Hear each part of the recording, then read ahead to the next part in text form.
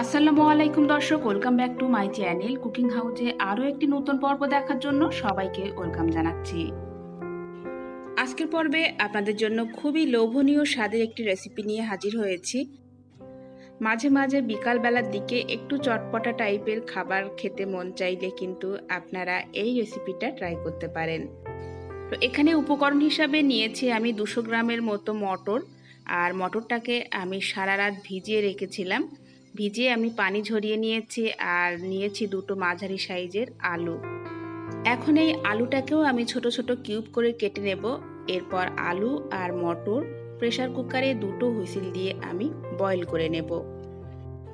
তো এখানে আলু আর মটরটাকে আমি প্রেসার কুকারে দুটো হুইসেল দিয়ে বয়েল করে নিয়েছি। আর মটরটা ঠিক এরকম শক্ত রেখে দিতে হবে।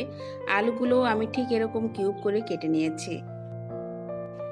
এবার আমি গ্যাসে একটি কড়াই বসিয়ে দিয়েছি। আর কড়াইয়ে দিয়ে দিচ্ছি 3 টেবিল চামচ পরিমাণ সরিষার তেল।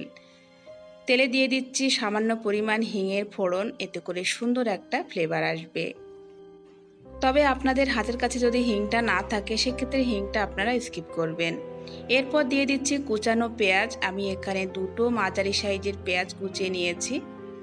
তো এখন পেঁয়াজটাকে হালকা ব্রাউন কালার করে ভেজে নেব।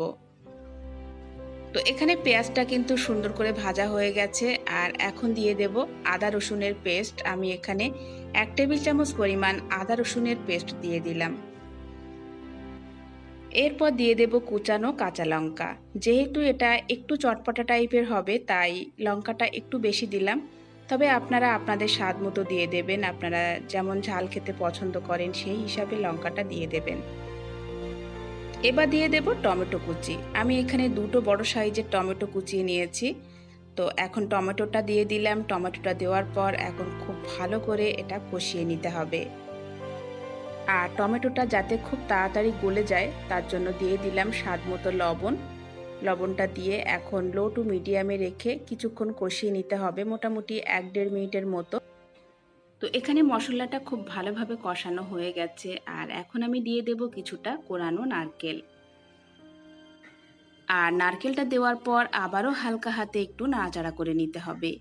এরপর আমি দিয়ে দেব কিছু গুঁড়ো মশলা। আমি এখানে 1.5 টেবিল চামচ পরিমাণ নিয়েছি ধনে পাউডার, কাশ্মীরি লঙ্কা পাউডার নিয়েছি 1 টেবিল চামচ, হলুদের গুঁড়ো নিয়েছি 1 টেবিল চামচ, আর জিরা পাউডার নিয়েছি 1 টেবিল চামচ।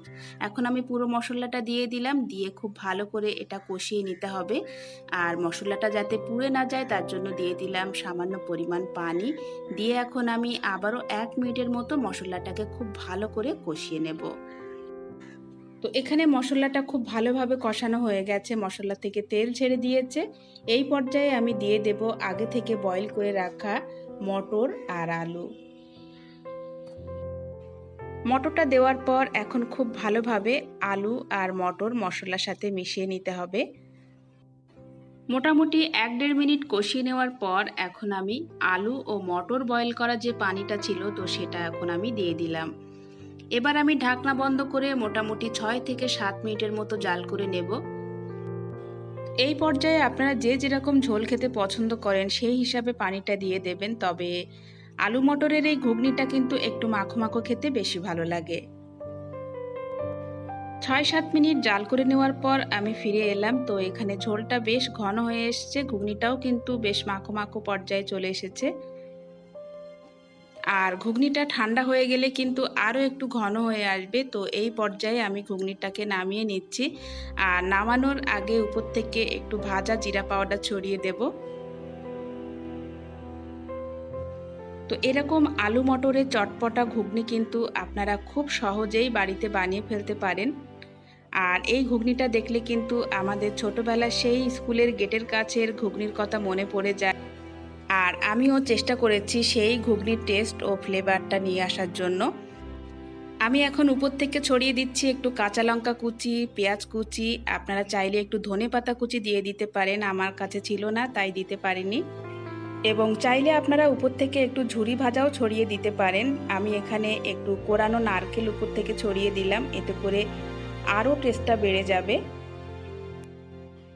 আর এটা দেখতে কিন্তু সেই স্কুলের গেটের কাছের ঘুগনির মতোই হয়েছে। আর এর টেস্টটা আপনার বাড়িতে ট্রাই না করলে বুঝতেই পারবেন না। অসাধারণ টেস্টি চটপটা স্বাদের এই রেসিপিটা কিন্তু আপনারা একবার হলেও বাড়িতে ট্রাই করতে পারেন। বিকালবেলা একটু চটপটা কিছু খেতে চাইলে আপনারা ঝটপট এই রেসিপিটা বানিয়ে ফেলতে পারবেন। বাড়ির সবাই খুব পছন্দ করে খাবে। আশা করি আমার আজকের রেসিপিটি আপনাদের সবার ভালো লেগেছে। ভালো লাগলে অবশ্যই একটি লাইক দেবেন, ফ্রেন্ড অ্যান্ড ফ্যামিলির সাথে রেসিপিটি শেয়ার করবেন এবং সেই সাথে চ্যানেলটিকে সাবস্ক্রাইব করে রাখবেন। আজকের মতো বিদায় নিচ্ছি। সবাই ভালো থাকবেন। ফিরে আসবো আগামী পর্বে। আল্লাহ হাফেজ।